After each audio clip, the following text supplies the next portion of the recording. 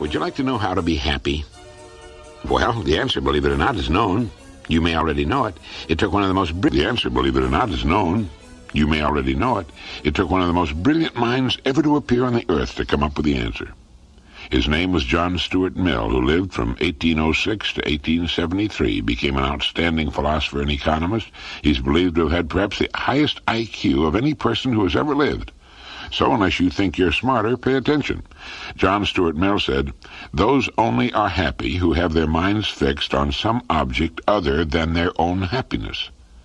On the happiness of others, on the improvement of mankind, even on some art or pursuit, followed not as a means, but as itself an ideal end. Aiming thus at something else, they find happiness by the way." Okay, to my mind, there's no doubt whatever that is the true and only lasting path to lasting and meaningful happiness. The definition is so excellent, and people so often seem to be confused as to what happiness is all about. Let me repeat it. Those only are happy who have their minds fixed on some object other than their own happiness, on the happiness of others, on the improvement of mankind, even on some art or pursuit, followed not as a means, but as itself an ideal end. Aiming thus at something else, they find happiness by the way. I wonder why that isn't taught in school. I believe it's safe to say that not one person in 5,000 could give you an intelligent definition of what true happiness is all about. We must have our minds fixed on something other than happiness in order to find it. If we seek it directly, it will elude us forever. People say, "I want to be happy," as though it's something that can be done to them, whether they do anything about it or not. Such people can never know happiness until they break out of the tiny world of themselves.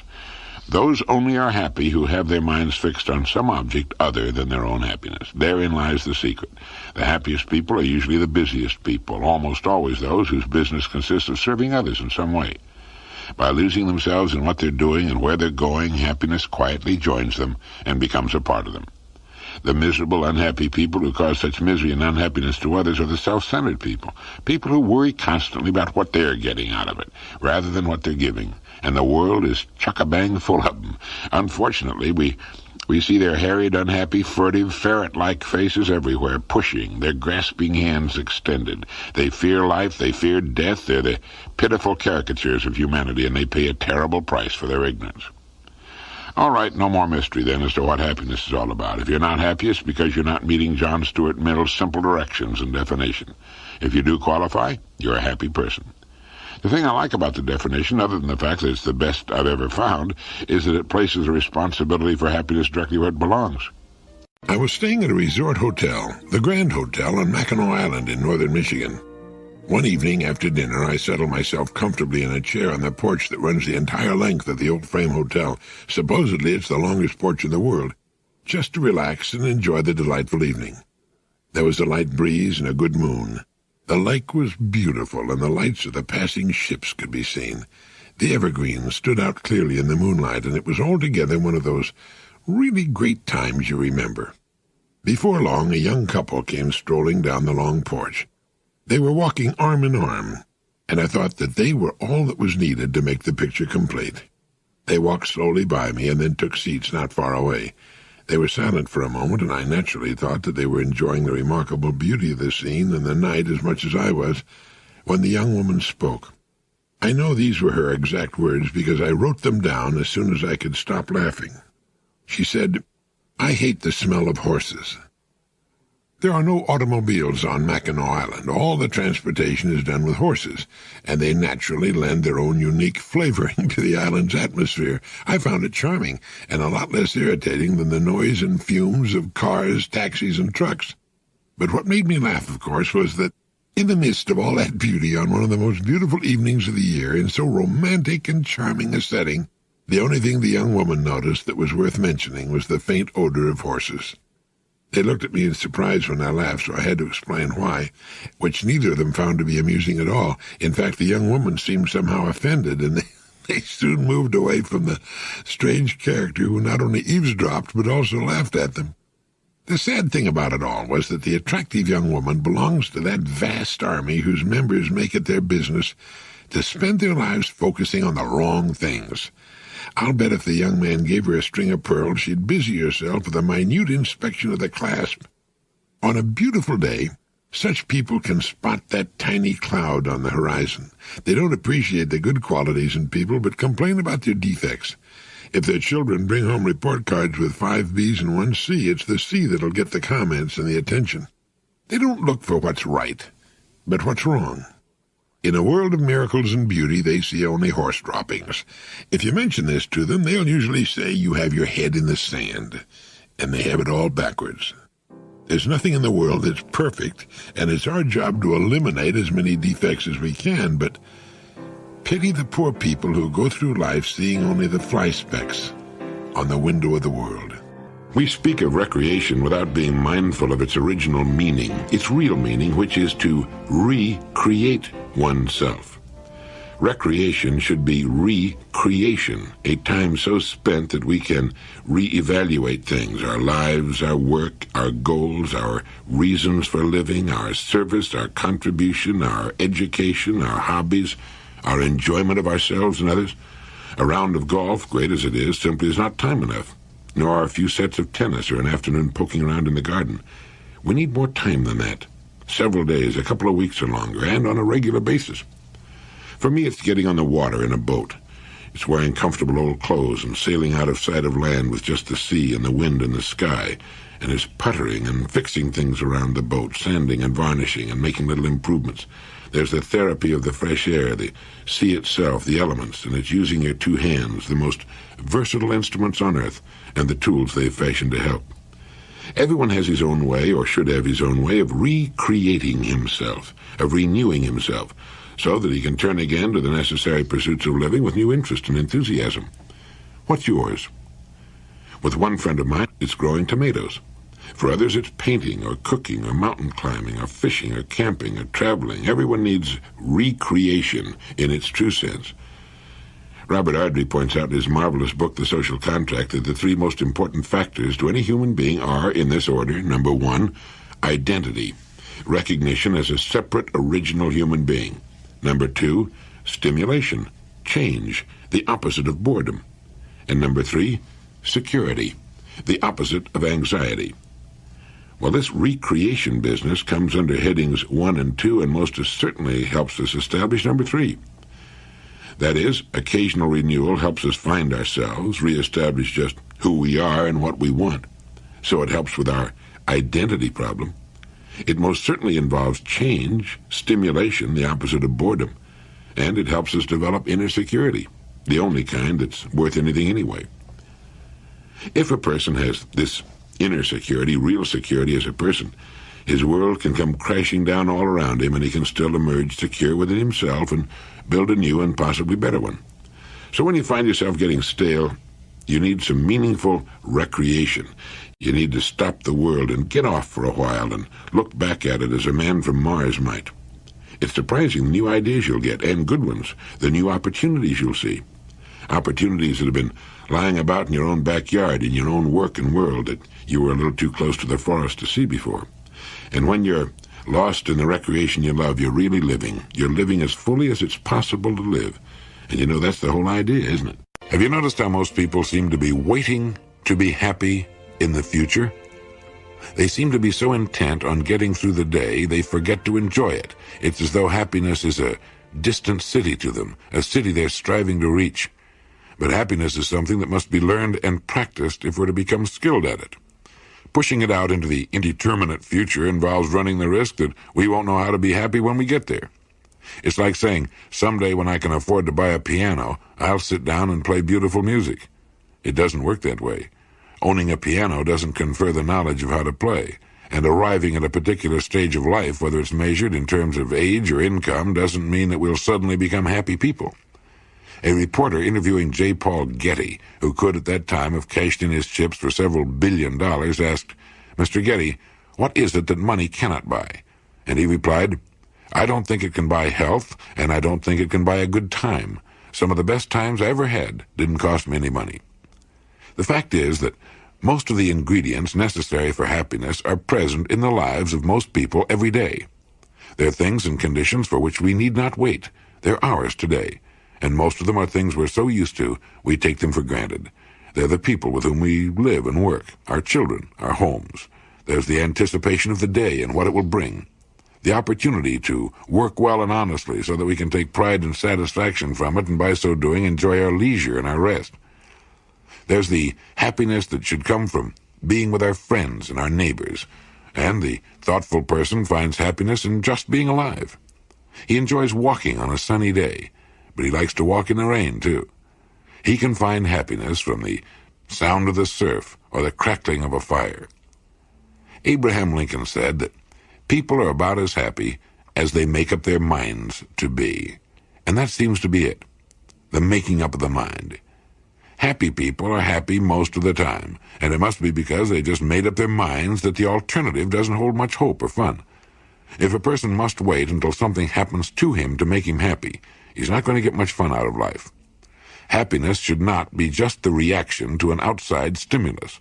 Rather, it should be a state of mind, a regular condition that will fail at times because of unfavorable outside stimulus. Now, when you practically tear your little toe off walking barefoot through a darkened room, you're not going to be the happiest person in the neighborhood for the next 10 minutes. Life is full of things that can cause our happiness, our sense of well-being, to evaporate for a while. Knowing that sorrow and disappointment are natural and inevitable conditions of life, let's let them be the stimuli to break our happiness, rather than leaving it the other way around, the way so many seem to have it. So, be happy now. A person can go a long way toward alleviating and understanding his discontent if he will understand the perverse nature of the human being. When a person works too hard or just works for a long, steady time, he becomes discontented and wants rest and relaxation. When he relaxes too long, he seeks work. When he's around too many people for too long, he longs for solitude. When he's alone too long, he longs for human companionship. The young envy the older person and long for the years to quickly pass. The older envy the young and often wish they could somehow turn back the clock of time. You'll be a lot happier and have a much better sense of humor if you'll understand that it's an integral and indissoluble part of human nature to become dissatisfied, to want what you don't have at the moment. Moments of complete and blissful satisfaction are wonderful but rare, and soon give way to a nagging desire for something else. And that's good. If we understand this part of ourselves, we can avoid frustration. It is this godlike discontent that lurks in the growing person that's responsible for all human progress. That our discontent is also responsible for a great deal of pain and unnecessary suffering is simply the other side of the coin. Do you remember the old fable about the fisherman who caught a magic prince in the form of a fish? And the fish told the fisherman that if he let him go, the fish would grant any wish. The fisherman let him go, talked it over with his wife, and they started wishing. Each time their wish was granted, they'd then wish for something greater. Finally, they lived in a great, gleaming castle with hundreds of servants.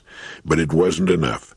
The wife wanted then to control the sun, to make it obedient to her whim. And when the fisherman asked for this wish, the finny prince was disgusted and took away everything. They were once again in the simple shack. Like so many old fables, it's a commentary on human nature, and it comes uncomfortably close to the truth. We say, if only I had such and such, I'd be completely happy for the rest of my life. It isn't true. As soon as we have such and such for a while, a surprisingly short while, we then want something else. Discontent comes with the territory. It comes with being human. Are you discontented? If you are, that's good. That's why we're not still squatting in a filthy, drafty cave and grunting and scratching. Divine discontent, to understand it, is to use it properly. Let me give you some tips on how to be miserable. And don't laugh. There are literally millions of people who wouldn't trade their daily misery for all the gold in the world. You may know some of them. In fact, if you know 10 people, you probably know several of them. This may be an exaggeration, and it may not, too. The first step to real professional-type, solid, unremitting misery is to get all wrapped up in yourself and your problems, real or imagined. Become a kind of island, surrounded on every side by yourself. By turning all of your thoughts inward upon yourself, you can naturally not spend much or any time thinking of others and other things. And so finally the outside world, the real world, will disappear into a kind of Hitchcock-type fog. You'll know the world is there because every once in a while you'll bump into it. but for the most part it will be murky and indistinguishable. And it's right here that you have to understand an important but little-known fact. The type of person who turns inward upon himself doesn't have much in the wisdom department, or he'd never do it. And as a result, he doesn't have much to turn inward upon. He finds a kind of vacuum. So he must then invent things. And he invents things like the world is against him, which is the worst possible kind of conceit. The world isn't against him. It doesn't even know he exists. And as a result, it ignores him completely. So since this person doesn't get much attention from this attitude, he tries to get attention through various other means. One is to hunt for illnesses of various kinds. If you look long enough, and it doesn't take long, you can find symptoms of any condition or disease known to man, and some that are unknown, ranging from yaws to rabies. With your newfound illness, you've got something with which you hope to make everyone else as miserable as you are. So you tell them about it. They don't want to hear about it, but you tell them anyway, and you watch for signs of sympathy. And at first you get them. So you think you've got it made, and you keep this up, with new and interesting medical problems. You wake up every morning feeling rotten, and you let the world know about it. But soon you detect a change. People begin to walk away as you approach. They don't want to hear your deadly recitation anymore. Even your family turns an uninterested deaf ear to your protestations of being on the brink of a slow and painful death. Well, this makes you angry. So childlike, you cry out that nobody cares whether you live or die, and by this time you're pretty close to the truth. So the bitterness deepens, the misery thickens, and you draw farther and farther back into your cave, shouting imprecations at the world, throwing an occasional stone at a passerby, and in general, making a complete ass of yourself. Well, there you have it. One of the best and most common formulas for being miserable, and making those around you miserable as well. And it all starts with becoming too wrapped up in yourself, feeling that you're important somehow. Samuel Johnson wrote, "Many of our miseries are merely comparative. We're often made unhappy not by the presence of any real evil, but by the absence of some fictitious good." And a Hindu proverb says, "The miserable are very talkative," and they are, aren't they? I ran across something interesting called the Master Word. It's about a word that will work wonders for a person, regardless of his age or what he does with his days. Man, woman, or child, the master word will bring meaning and usefulness into his or her life, new clarity and self-respect and satisfaction into the passing days. This was written by the great physician, Sir William Osler. Though little, the master word looms large in meaning. It is the open sesame to every portal, the great equalizer, the philosopher's stone which transmutes all base metal of humanity into gold. The stupid it will make bright, the bright brilliant, and the brilliant steady. To youth it brings hope, to the middle-aged confidence, to the aged repose. You know what the master word is? Well, guess. I used it in my opening comments today. Did you recognize it? Well, the master word is work. I've talked about this before, but it's been said that we need reminding as much as we need educating. Human beings have the strangest and most perverse tendency to take the best parts of life for granted. In fact, the human being has the capacity to take anything, no matter how great it might be, for granted once he becomes used to it. The actor in front of the cameras, the captain of a great ocean liner, the man at the controls of a giant earth-moving machine, the writer, the painter, the mother, all seem to let the charm and excitement of their work fade after a while until it becomes as humdrum to them as candling eggs. William Osler and the other great men of the past and present knew the real value of work, not just its value to those who benefit from it, but its incalculably great value to the person performing it. These people seem to have the capacity for never taking their work for granted. Instead, they found it filled with interest and reward, and became great because they did. I was talking not long ago with a top executive of one of our major oil companies. He had started his career working as a helper in a service station of the company whose nationwide sales he now directs. Why did he happen to see so much opportunity, adventure, and reward hidden in what the average person would consider to be the most menial and uninteresting work?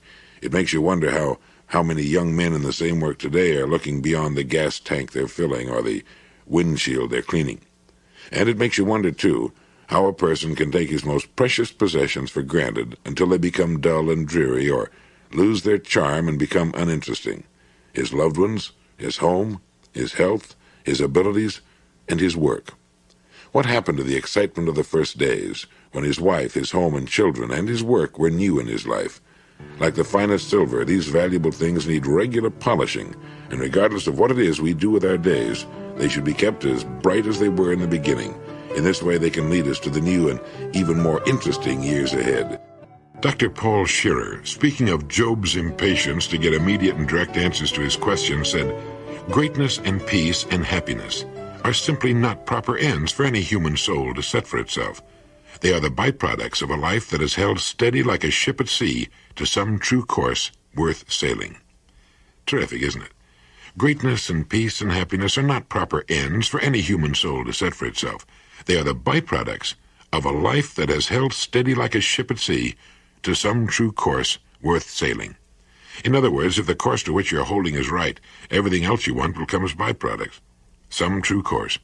How does a person find some true course worth sailing? I remember some time back a man came to me for advice on how he might become a popular, sought-after platform speaker. He told me he enjoyed making speeches and wanted to make a career of it. I asked him what he wanted to say, and drew a complete blank. It became clear that he was ready to speak on any subject the Entertainment Committee wanted him to speak on. It wasn't the subject, it was just that he wanted to make speeches.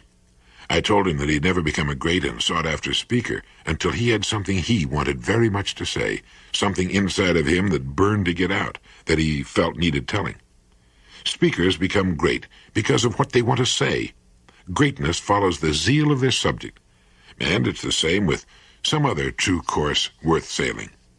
A person needs to find the course in which he can lose himself, dedicate himself, and then the greatness and the peace and the happiness will come to him naturally as the bee comes to the blooming flower or a child runs to its parents. People who find their lives filled with confusion and uncertainty, with boredom and unhappiness, need to find a meaningful vehicle for their lives, something in which they can lose themselves completely. It needn't be some great cause, although it can be. It can be found usually in our present work, as a rule. It needs only be ferreted out. We need to know, we need to become, in the words of Dr. Maslow, self-actualizing. We need to become people who are steadily moving toward fulfillment, toward personal enrichment. Dr. J. Wallace Hamilton puts it pretty well when he asks and answers his own question. He writes, "What then are the basic laws of happiness, and how do we learn them? I suppose the clearest law upon which there's fundamental agreement is that this inner music of the soul which we've named happiness is essentially and inevitably a byproduct, that it comes invariably by indirection. To pursue it, to pounce upon it, to go directly after it, is the surest way not to obtain it." People who make a mission of seeking happiness miss it, and people who talk loudly about the right to be happy seldom are. It's a byproduct, an agreeable thing added in the pursuit of something else. Way back in the days of sailing ships, sailors who ventured into Antarctic waters would occasionally see a strange and awe-inspiring sight. They'd see a great iceberg towering high out of the sea, moving against the wind. Now, since they depended upon the wind to drive their ships, they were keenly aware of its direction, and to see this great, shining, apparently inanimate monolith of ice moving mysteriously into the teeth of the wind was, to them, uncomfortably curious. It was not until much later that students of the sea learned of the great currents, which, like titanic rivers, moved their mysterious ways through the body of the sea. These icebergs, some so huge that it took days to sail past them, had their roots, 90% of their bulk, caught in these great currents, and they moved majestically along their way, regardless of the winds and tides on the surface. I like this story because to me it's a wonderful example of the way a person should live his life. A person should have his roots deep in a great moving current, a moving stream of conscious direction, which will keep him on course, sailing steadily toward the destination he's chosen, regardless of the economic and social winds that blow first this way and then that on the surface.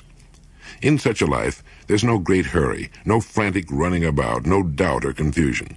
Instead, each day he moves a little way along his course, steadily, unrelentingly.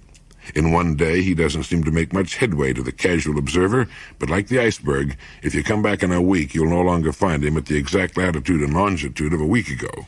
And in a year, he'll have covered a really marvelous distance, while most of those about him will still be moving in circles and by fits and starts.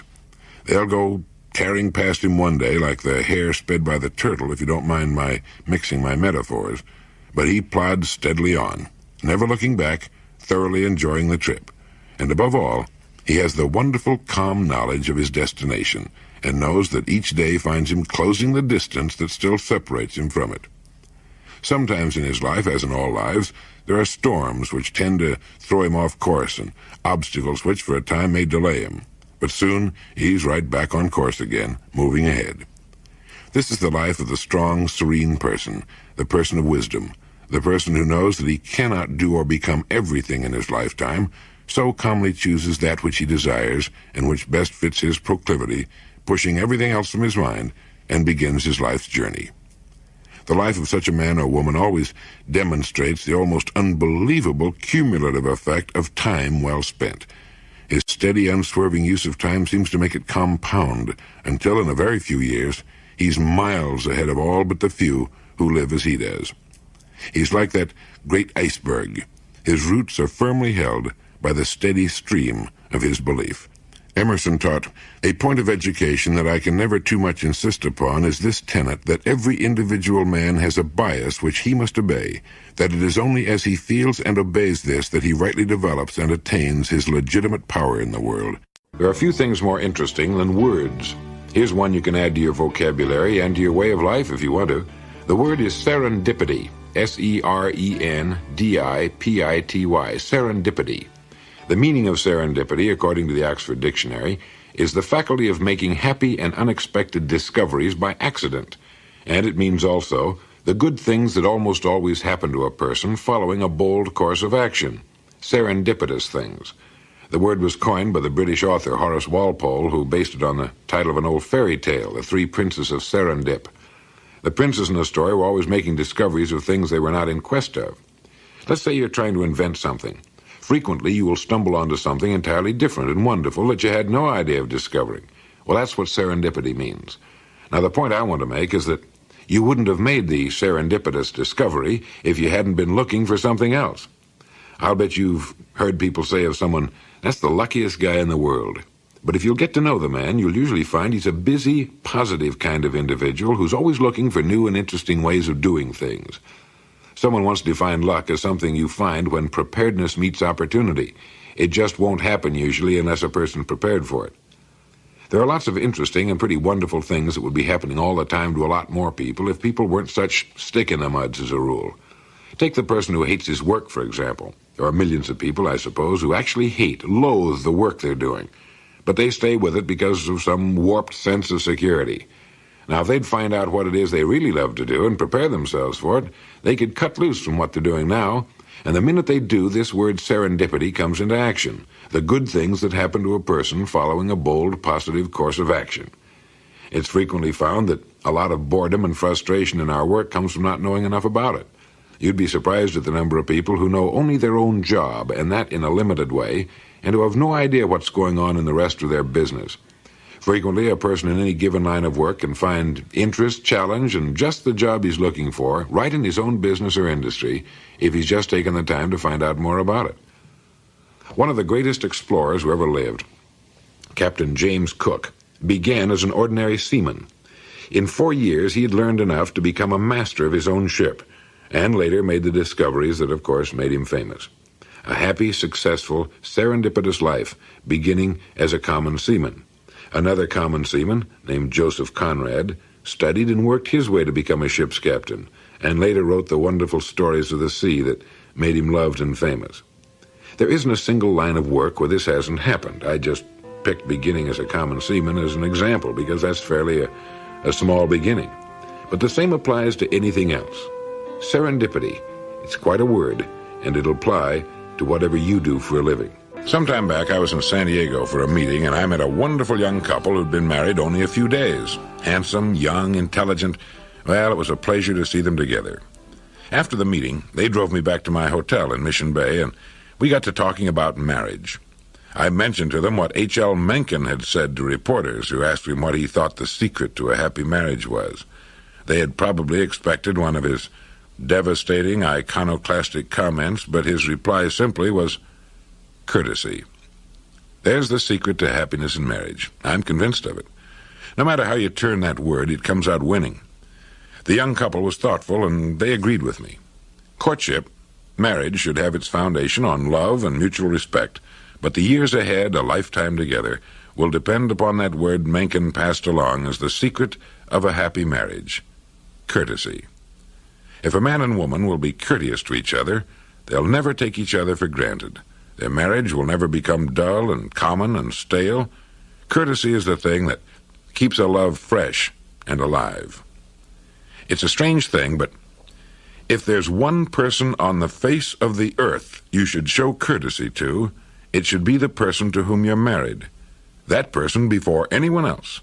And yet, well, you know as well as I do that in all too many homes, that's the last person to be treated with courtesy, thoughtfulness, and respect. It takes thought and work to be courteous every day to the person you're married to, and that's exactly what makes a marriage work: thoughtfulness and working at it.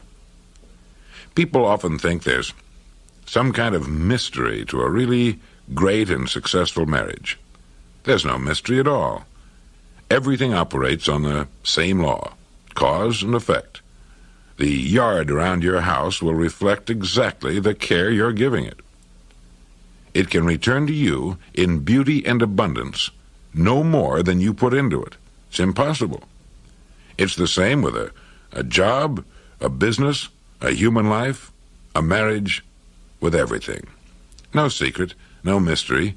You can tell exactly, precisely, what people are putting into a marriage by observing what the marriage is returning to them.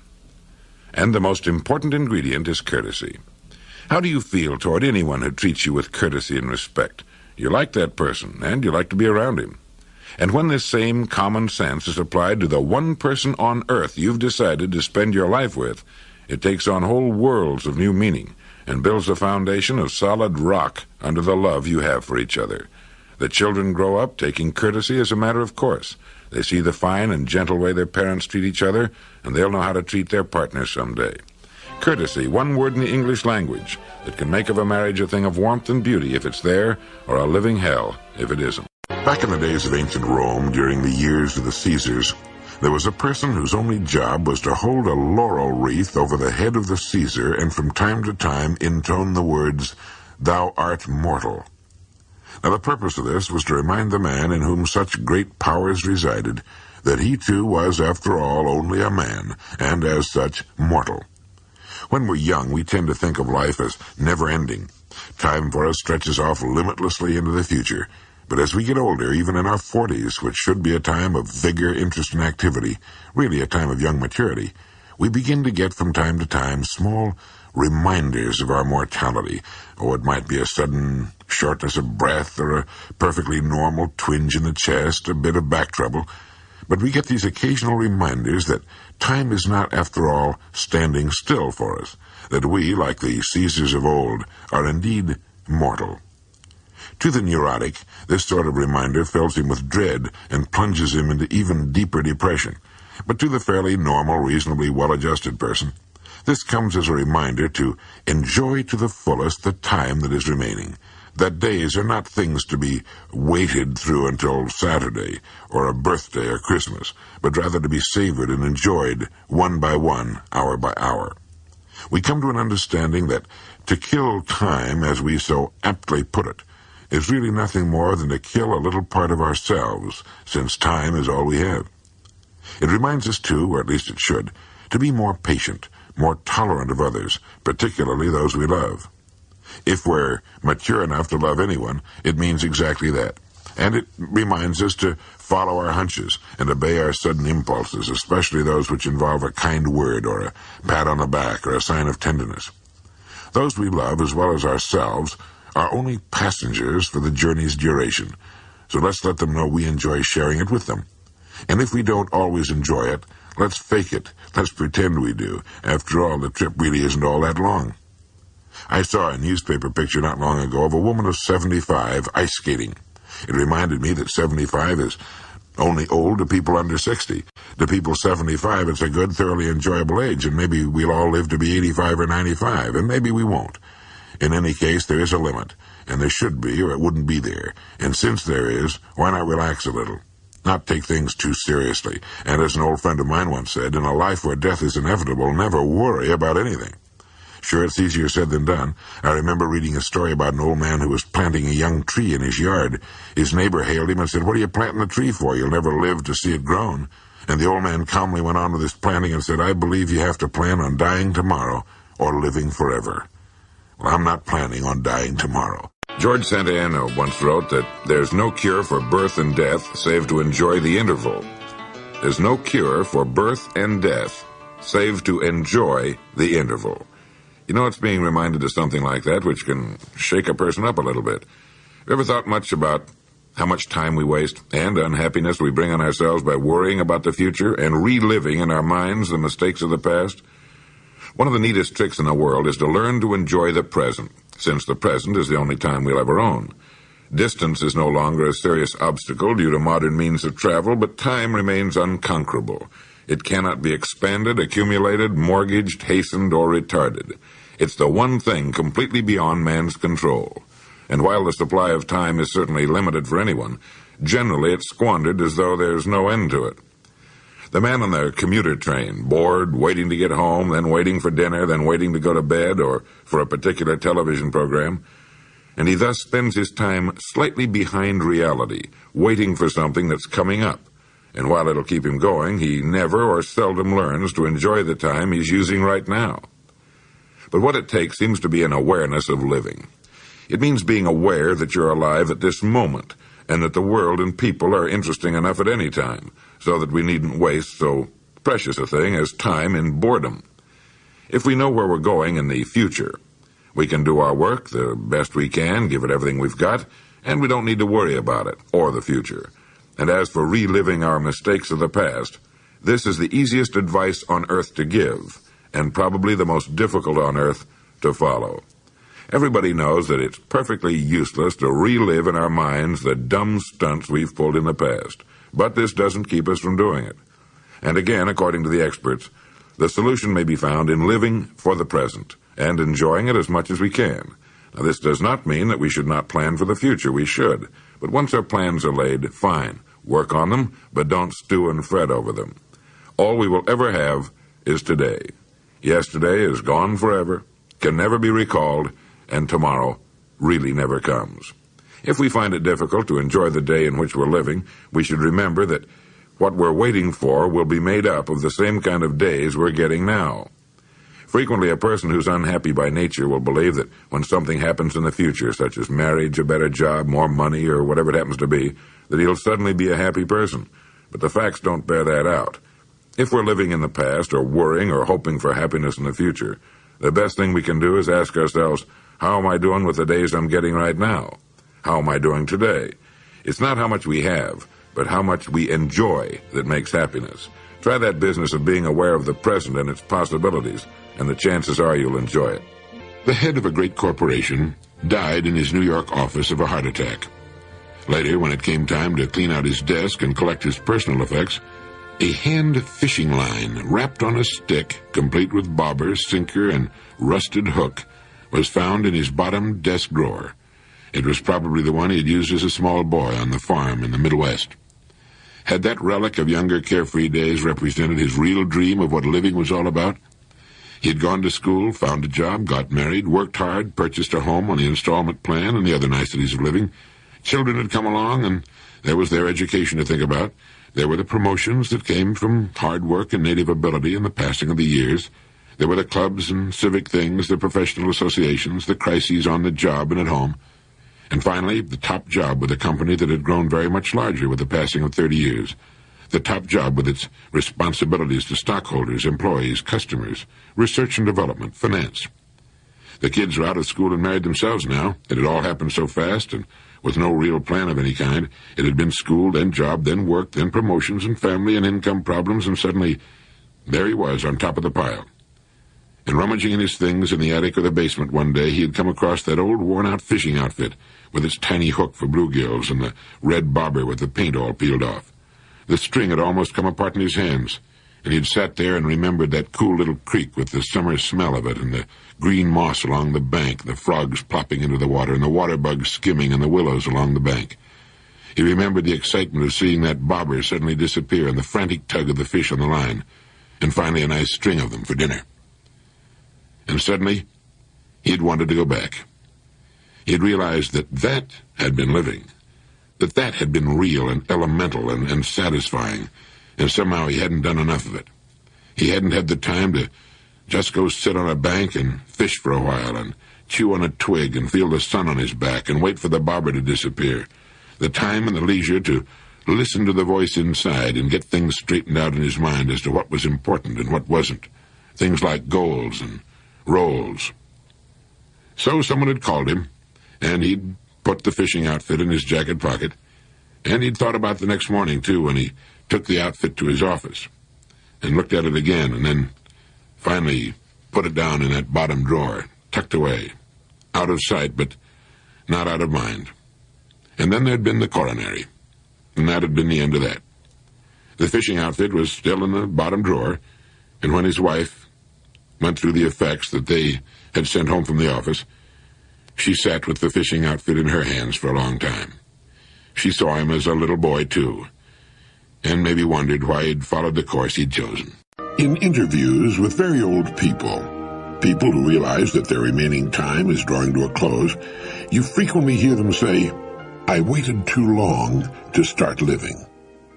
When the researchers or others who hear this kind of response are young, they find it strange. But what these older people mean is that they often fail to enjoy life even during the years that they were living it most fully. And it seems that most people, during the richest and fullest years of their lives, fail to develop an awareness of living, an enjoyment of living. It's like the person who puts the best china and silver and linen away for some future time, or very special time, and dies before any of it's ever used. Or it's like the person who puts seat covers in his car and thus passes on to the second person to buy it brand new upholstery that he himself never used or enjoyed. And so millions of people with the miracle of sight never really see the world about them until it's practically too late. Millions with the inborn capacity to love and to know the joy that loving brings wait too long to express it. They live through the passing years without really being aware of their days, of the riches that are passing through their hands. Few people, it seems, develop an awareness of daily living. In possession of the miracle of life, they pass through their days like automatons. In possession of the greatest gift on earth, life itself. They tell us by their actions that they don't even know they have it, and haven't the slightest conception of its value, let alone an awareness that it's to be enjoyed to the fullest every day. I remember reading an account of a famous show business personality, a woman of great talent, who, as she made the announcement of her impending fourth or fifth marriage, said, "After all these years, I'm finally going to be happy." She thought another husband could somehow give her something she should have been enjoying all along. She obviously had no idea as to what happiness is, where it's to be found, or what living is all about, and she belongs to a big club. It's only when life is threatened that a conception of its value begins to dawn on the average person. A man plotted a kidnapping for months. His mind was filled with the thought of the $1 million ransom he was going to get, more important to him, he thought at the time, than anything else on earth. Yet when he was surprised by the police, he dropped the suitcase containing the ransom and ran for dear life. Ran for dear life. It took the sudden threat of death to put things in their proper order for this poor, stupid person. It's amazing, isn't it, how few people seem to get the word. Most people place the greatest value on the cheapest things in life, while the greatest of all, life itself, goes unnoticed. The most fortunate people in the world are those who have the wisdom to place value where it belongs, those who have an awareness of life. I read a great Greek poem once by Kafafi titled, I believe it was titled, Journey to Ithaca, something like that, which reminds us that it is the voyage and the adventures on the way that count, not the arrival itself. This seems to be the most difficult truth to understand. This is not to say that a man's goal in life is unimportant. On the contrary, it's vital, for without a goal, a distant destination, we would not begin the trip at all. Instead of an odyssey, we'd have a running around in circles, an endless following of the shoreline around and around our tiny island. Every man needs a great and distant goal toward which to strive, but in traveling toward it, he should try to keep in mind that the fabled land he seeks has shores much like the one he left behind, that its purpose is not so much a resting place, but rather the reason for the trip. Where a person goes is not nearly as important as how he gets there. That a house is built is not important. It's the manner in which it's built that makes it great, poor, or average. That we live is not nearly as important as the manner in which we live. I think it's in misunderstanding this that often keeps people in a state of unhappiness and anxiety. They forget what they're really looking for, or what they really should be looking for, the discovery of themselves. This is the island toward which everyone should journey. It's a difficult journey, beset like the travels of Ulysses with many dangers and hardships, but it gives meaning to life, and there are many rich rewards to be found along the way. It means asking the questions that are hard to answer. Questions like, where am I going? Why am I going there? What is it that I really want? And why do I want it? Am I making the best possible use of myself as a person? Am I gradually realizing my real potential? Am I discovering my best talents and abilities and using them to their fullest? Am I living fully extended in my one chance at life on earth? Am I really living? Who am I? These are the questions everyone must ask himself and find the answers to. As Emerson wrote, though we travel the world over to find the beautiful, we must carry it with us, or we find it not. Whatever it is you're looking for must first be found within yourself, whether it be peace, happiness, riches, or great accomplishments. Everything we do outwardly is only an expression of what we are inwardly. To ask for anything else is as absurd as looking for apples on an oak tree. So the person who knows what he wants knows what he must become, and so he fixes his attention on the preparation and development of himself. And as he grows toward the ideal he holds in his mind, he finds interest, zest, and joy on the journey. He looks forward to tomorrow, but he also enjoys today, for it's the tomorrow he looked forward to yesterday. He knows that if he cannot find meaning and value in his present, it will very likely be missing from his future. Today is the future of 5 years ago. These are questions that need answering. Some 4,500 years ago, one of the most inspiring thoughts the world's ever produced was written in Sanskrit, and here's its translation. It goes, "Look well to this one day, for it and it alone is life.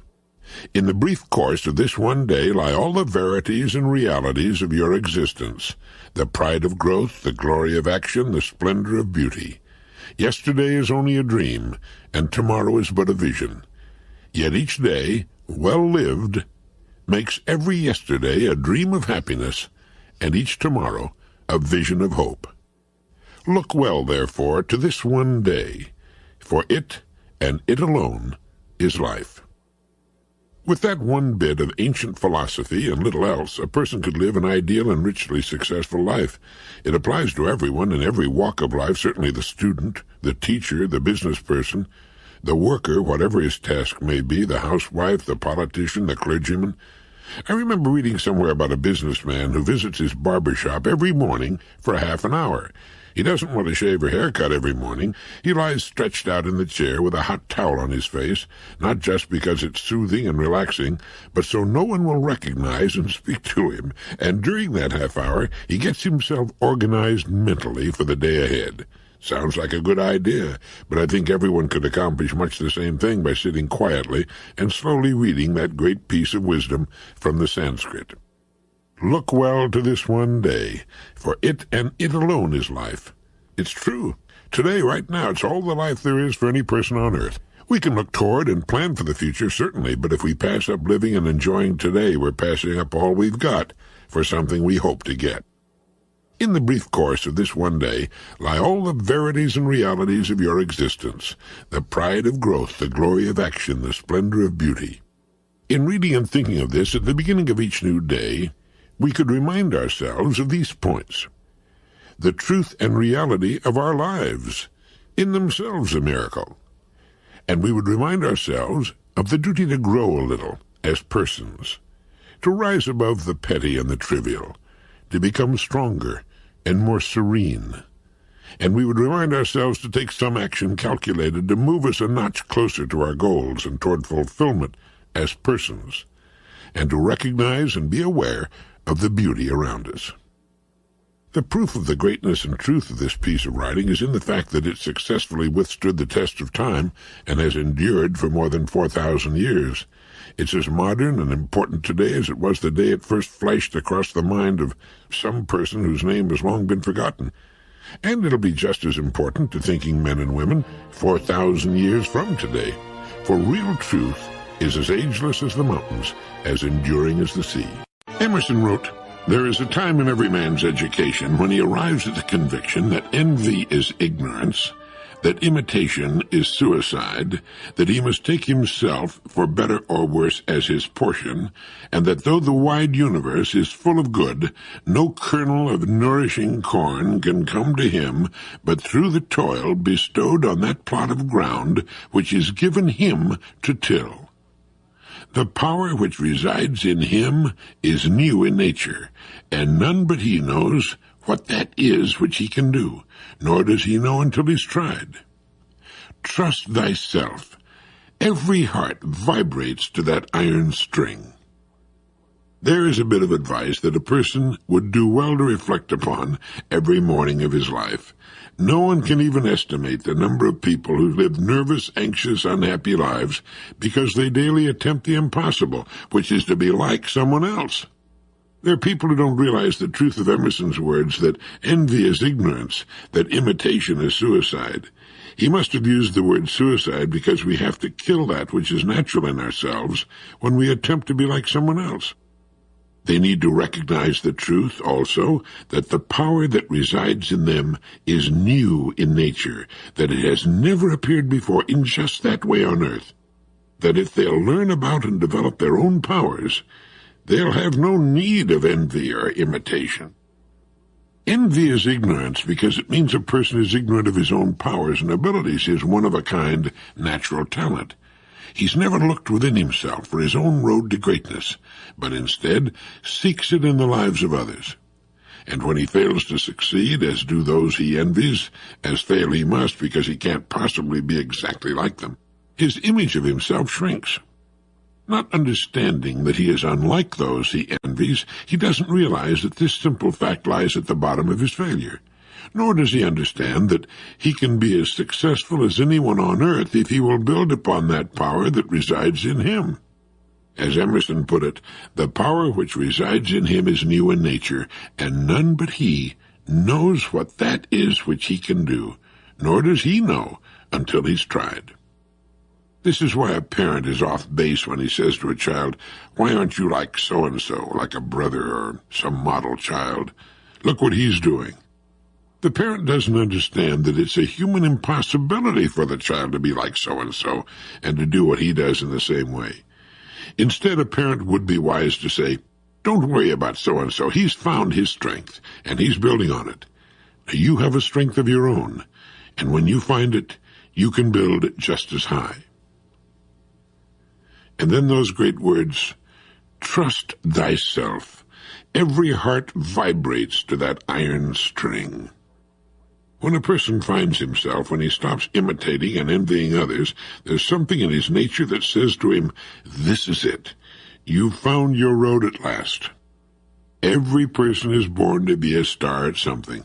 The purpose of his or her life is to discover it, and then to spend his or her years building upon that plot of ground it was given to him and to her to till. What makes you happy will depend upon your own personal nature, which is different in many ways from that of any other human being. To try to find happiness by doing what seems to make others happy is to fall headfirst into the identity trap. So writes Harry Brown in his book, How I Found Freedom in an Unfree World. Mine's an Avon paperback. He believes that there are two identity traps. One, the belief that you should be someone other than yourself, and two, the assumption that others will do things in the way that you would. Now, these are the basic traps of which many others are variations.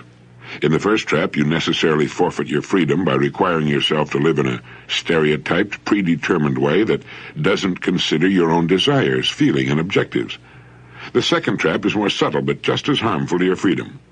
When you expect someone to have the same ideas, attitudes, and feelings that you have, you expect him to act in ways that aren't in keeping with his nature.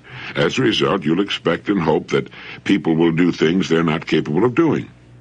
Others can suggest what you should do or what ought to make you happy, but they'll often be wrong. You have to determine for yourself who you are, what makes you happy, what you're capable of doing, and what you want to do. Be open to suggestions, but never forfeit the power to make the final decision yourself. Only then can you act in ways that will bring you happiness. You're in the identity trap when you let others determine what's right or wrong for you, when you live by unquestioned rules that define how you should act and think. You're in the identity trap, says Mr. Brown, when you try to be interested in something because it's expected of you, or when you try to do the things that others have said you should do, or when you try to live up to an image that others say is the only legitimate, valid image you're allowed to have. You're in the identity trap if you allow others to define labels and impose them upon you, such as going to PTA meetings because that's what so-called good parents are supposed to do, or going to visit your parents every Sunday because a good child would never do less, or giving up your career because a so-called good wife puts her husband's career first. You're in the identity trap if you feign an interest in ecology to prove your civic interest, or give to the poor to prove you aren't selfish, or study dull subjects to appear to be intellectual. You're in the identity trap if you buy an expensive car to prove you're successful, or a small foreign car because your friends are anti-Detroit, or if you shave every day to prove you're respectable, or let your hair grow long to prove you don't conform. In any of these ways, you allow someone else to determine what you should think and be.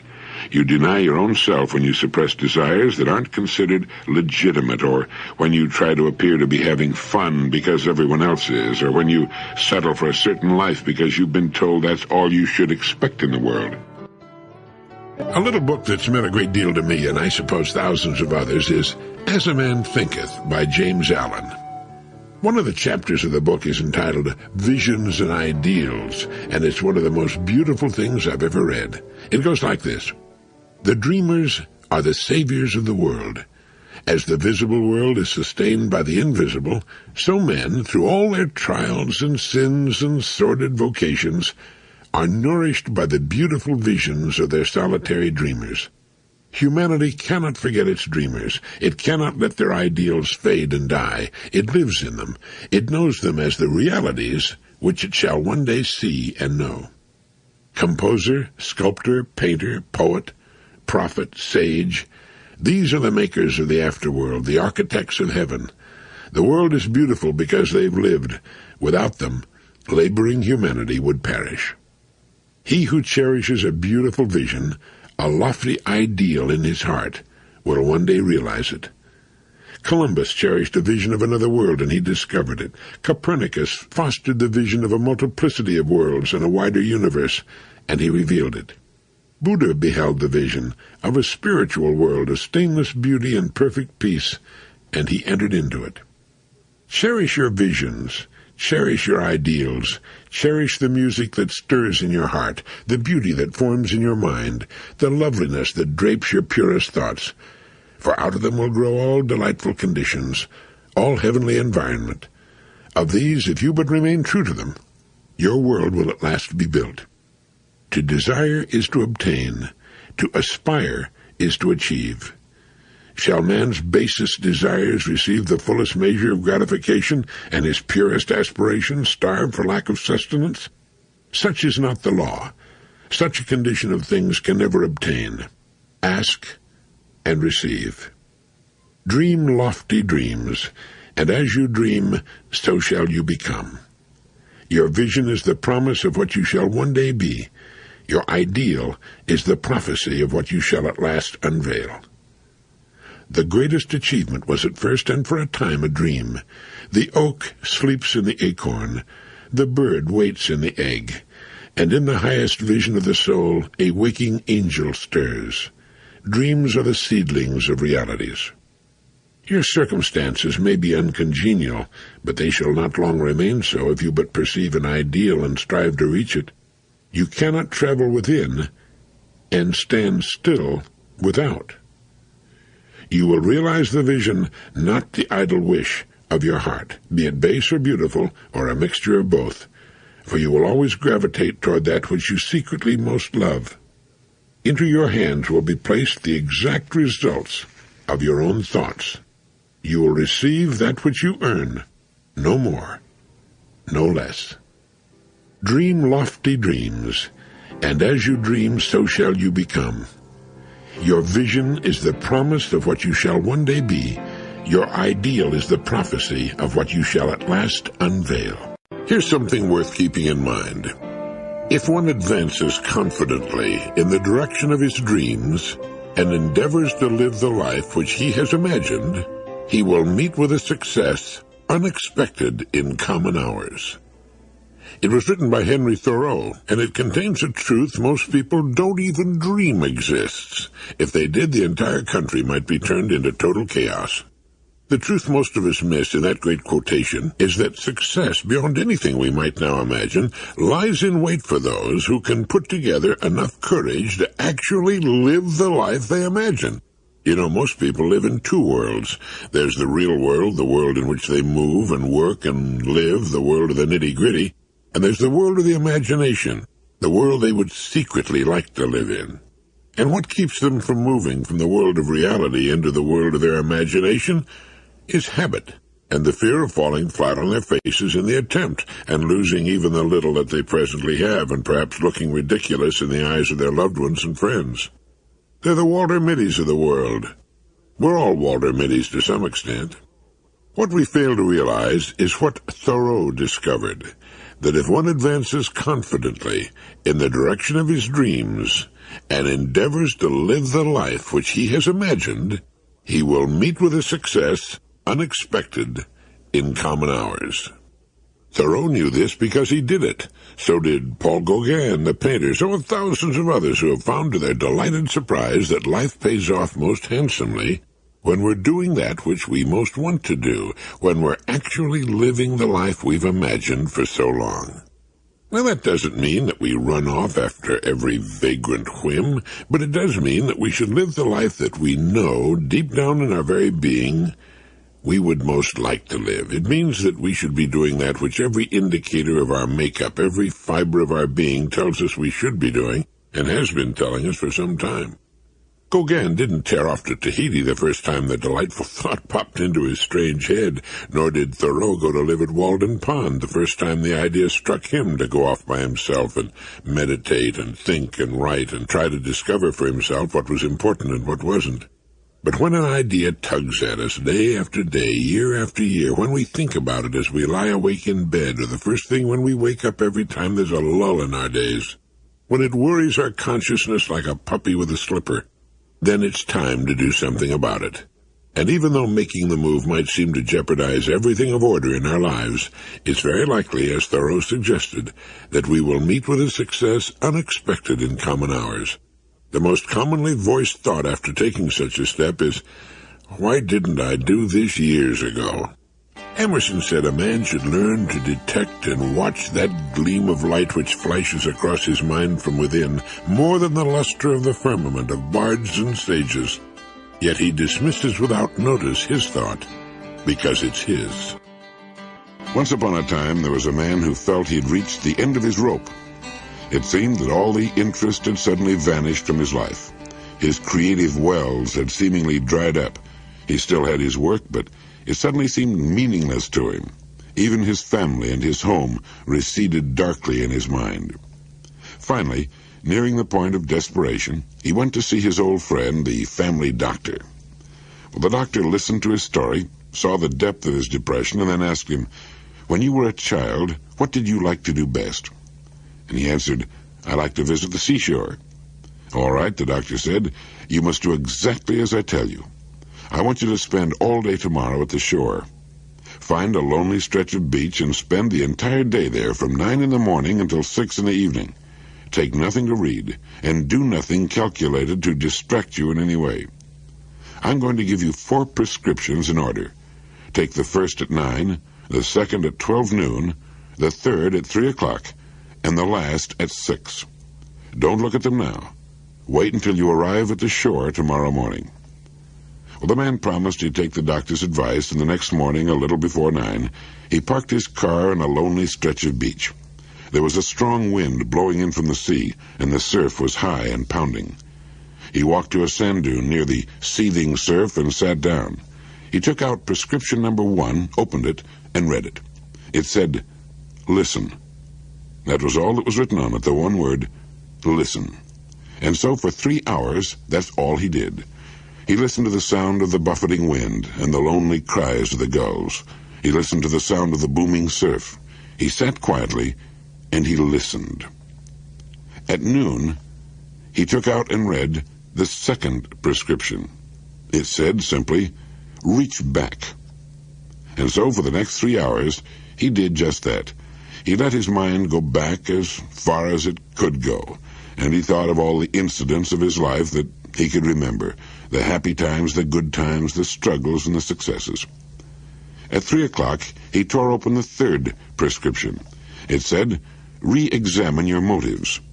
And this took so much intense thought and concentration that the remaining 3 hours slipped quickly by. For 3 hours, he re-examined his motives, his reasons for living and moving closer to fulfillment. He clarified and restated his goals. And at 6 o'clock, under a gray, darkening sky with a taste of salt spray on the wind, he read the fourth and final prescription. It read, "Write your worries in the sand." There had been one thing that had been worrying him particularly, so he walked to the hard sand and with a stick wrote this worry in the sand and stood looking at it for a moment. Then as he walked toward his car, he looked back and saw that the incoming tide had already erased his worry. He got in his car and drove homeward. My old friend Norman Vincent Peale told me that story some years back about the man, the seashore, and the 4 prescriptions. Listen, reach back, re-examine your motives, and then write your worries in the sand. Dr. Kenneth Hildebrand, for many years a Midwestern minister and author of the book Achieving Real Happiness, told of a woman who was married to a cruel, shiftless alcoholic. When drunk, he would beat her and the children. Debts accumulated. Often there was no food in the house. When the eldest child was 7, the husband deserted his wife. She had no money, no credit, no business training. She had to undergo surgery, thus adding to her mountain of debt. A few months later, the youngest child became ill and died. When the father received the news by wire, he telegraphed in reply, "Terrible shock. Sorry to hear the news." His heartlessness so angered the woman that she resolved to rear the children without him at whatever cost to herself.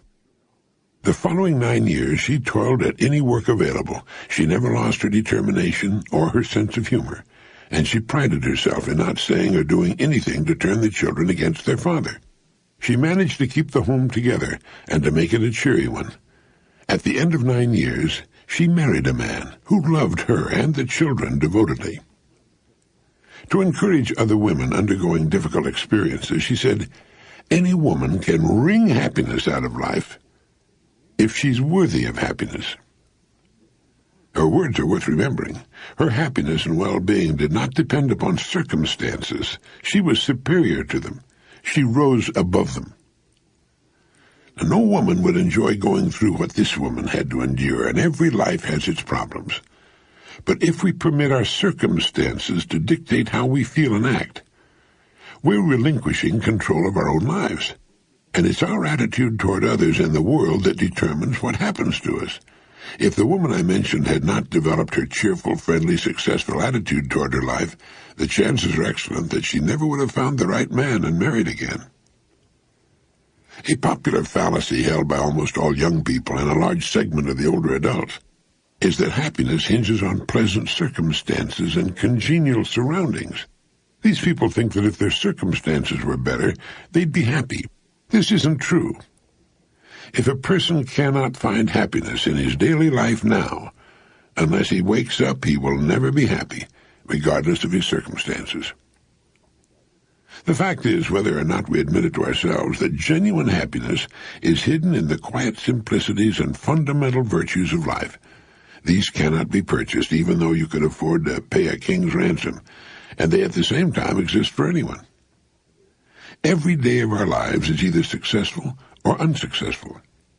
If we permit the success of our days to depend upon things such as the weather, the talk and the actions of other people, and if we concentrate not on what we have, but rather on those things we do not have, well, we become little more than small mirrors of our surroundings.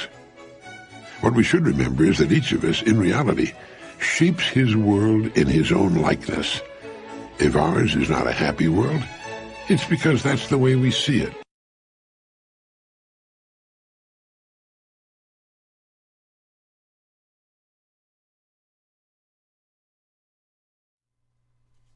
You can get